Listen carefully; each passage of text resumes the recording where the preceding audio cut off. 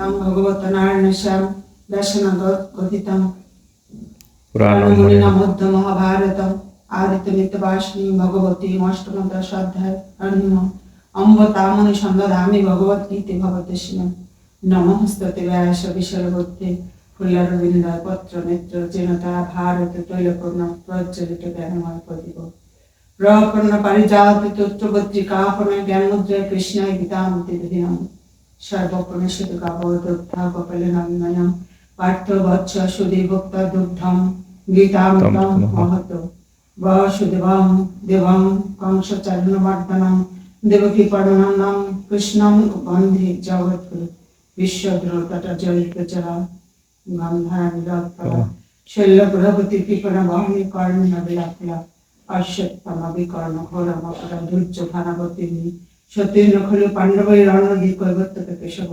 पराशक्यवाचशरचमूलं वेदार्थकन्यकातं नानार्थनककेशरं हरिकथसम्बदनवैतं लोके सज्जन शतपदैर्हरः प्रतीयमानं मुदा भुवात भारतपङ्कजं कुलुमर्पुतं शिरसि मुखं करोति वाचलं पङ्गुं लङ्घयति गिरिं यत्कृपतमहं वन्दे परमानन्दमाधवम् शान्तकारं भुजगशयनं पद्मनाभं सुरेश्वरं विश्वधारं गगनसदृशं मेघवर्णं शुभांगं लक्ष्मीकान्तं कमलनयनं जगद्भिद्यङ्गं स्तैवर्ते साङ्गपादक्रमोपनिषदर्कयन्ति जं समगा ध्यानावस्थित तत्कथनं मनसा पश्यन्ति जं जगिनं यासन्तं न विदुषुराः यशन्तं न विदुषुराः शुरकनं देवाय तस्मै नमः।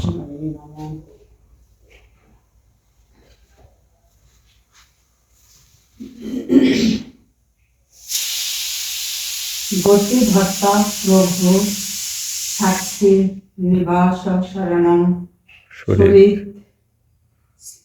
প্রলয় সৃষ্টি প্রলয় স্থানম আশ্রয় বীজম অভয়ম। বাংলা পড়ব। আমি সকলের গতি ভর্তা প্রভু সাক্ষী নিবাস শরণ ও সুরিত আমি উৎপত্তি নাশ স্থিতি আশ্রয় অভয় বীজ। গতি শব্দের অর্থ গন্তব্যস্থল, যেখানে আমরা যেতে চাই, কিন্তু সকলেরই পরম গতি শ্রীকৃষ্ণ। যদি সাধারণ মানুষ এটি জানে না, যারা শ্রীকৃষ্ণকে জানে না, তারা নিশ্চিন্ত রূপে পথভ্রষ্টা। তাদের তথাকথিত উন্নতির পথে অগ্রগতি প্রকৃতপক্ষে অসম্পূর্ণ অথবা ভ্রমাত্মক। অনেক মানুষ আছে যারা বিভিন্ন দেবদেবীকে তাদের পরম লক্ষ্য বলে মনে করে এবং ঐকান্তিক নিষ্ঠার সঙ্গে তাদের পূজা করার ফলে তারা চন্দ্রলোকে, সূর্যলোক, ইন্দ্রলোক, মহালোক প্রভৃতি উচ্চতর গ্রহলোক প্রাপ্ত হয়। কিন্তু শ্রীকৃষ্ণের দ্বারা রচিত এই সমস্ত গ্রহগুলিকে যুগপৎ ভাবে কৃষ্ণ।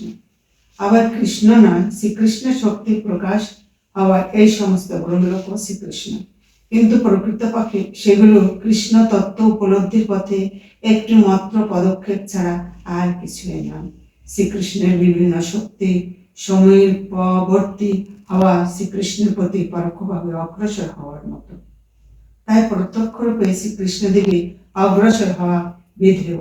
তার ফলে সময় শক্তি বাঁচানো যায়। উদাহরণস্বরূপ বলা যায়, যদি কোনো বাড়িতে উঠবার জন্য লিফট থাকে, তাহলে অনর্থক সিঁড়ি দিয়ে কেউ হেঁটে হেঁটে উচিত কেন? সব কিছু শ্রীকৃষ্ণের শক্তিকে আশ্রয় করে আছে।